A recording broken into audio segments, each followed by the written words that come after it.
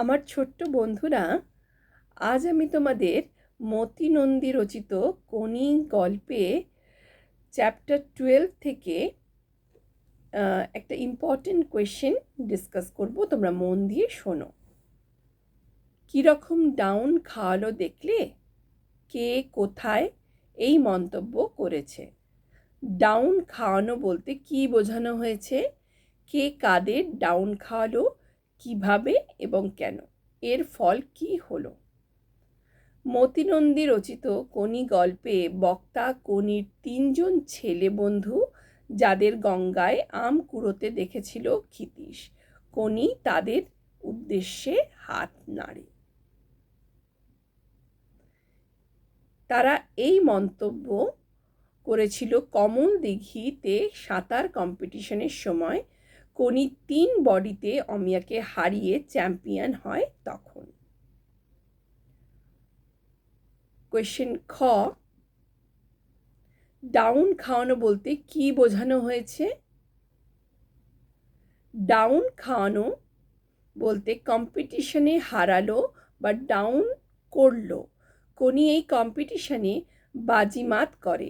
সে Bengal champion অমিয়াকে খর্ব করে তার সমস্ত অহংকার চূর্ণ করে এবং জুপিটার ক্লাবের মুখে চুনকালি মাখিয়ে দেয়।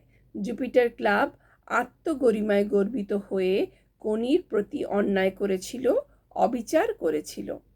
কম্পিটিশনে প্রথম হয়ে সে যেন তারই প্রতিশোধ নিল, জুপিটারকে ডাউন খাওয়ালো।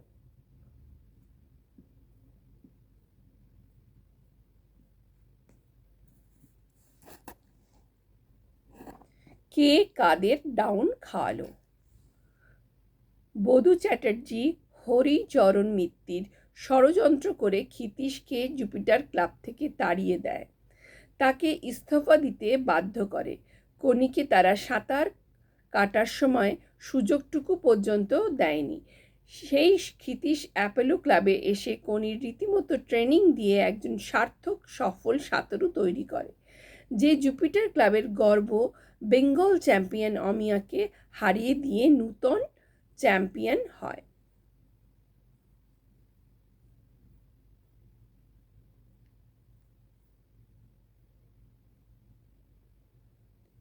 কিভাবে এবং কেন?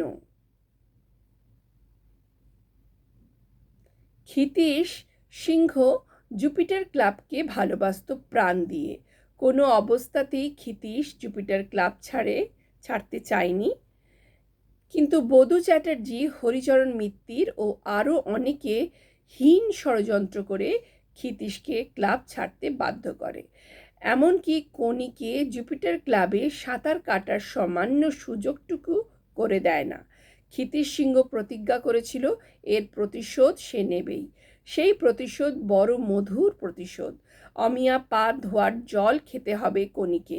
একথা শোনার পর ক্ষিতীশ সিংহ ঠিক করে ফেলে কোনিকে সে এমনভাবে তৈরি করবে যাতে সে জুপিটার ক্লাবের মুখে চুনকালি মাখিয়ে দিতে পারে। কম্পিটিশনের শেষে ফল বেরুলো, কোনি 3 বডিতে অমিয়াকে পরাজিত করে জুপিটার ক্লাবকে ডাউন করে দিয়েছে। তাদের সমস্ত ষড়যন্ত্র ব্যর্থ করে দিয়ে কোনি সত্যের দ্বারা নিষ্ঠাকে জয়কে প্রতিষ্ঠিত করেছে। এই একটি কোশ্চেনের আনসার আমি তোমাদের সঙ্গে ডিসকাস করলাম। পরের যে কোশ্চেনটা রয়েছে সেটি হলো, জানো খিদ্দা, রোজ যখন প্র্যাকটিস করি তখন জলের মধ্যে নিচের দিকে তাকিয়ে মনে হয় আমার সঙ্গে সঙ্গে একটা মুখও এগিয়ে চলছে। ভীষণ ইম্পর্টেন্ট কোয়েশ্চেন, মন দিয়ে শোনো। বক্তাকে কাকে উদ্দেশ্য করে বলেছে? প্রসঙ্গ কি? কার মুখ? বক্তার বক্তব্য কি?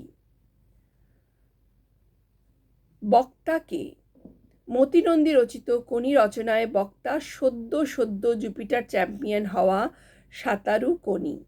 সে চ্যাম্পিয়নশিপের বেঙ্গল চ্যাম্পিয়ন অমিয়াকে হারিয়ে প্রথম হয়েছে। সে একথা খিদ্দা ওরফে ক্ষিতীশ সিংহকে উদ্দেশ্য করে বলেছে। প্রসঙ্গ কি? চ্যাম্পিয়নশিপ শেষে ক্ষিতিশ সিংহ কনিকে বাড়ি পৌঁছে দেওয়ার পথে তাকে জিজ্ঞেস করে সাঁতার দেবার সময় তার কি মনে হচ্ছিল। এই প্রসঙ্গে বক্তা কথা বলে। কার মুখ বক্তার বক্তব্য কি?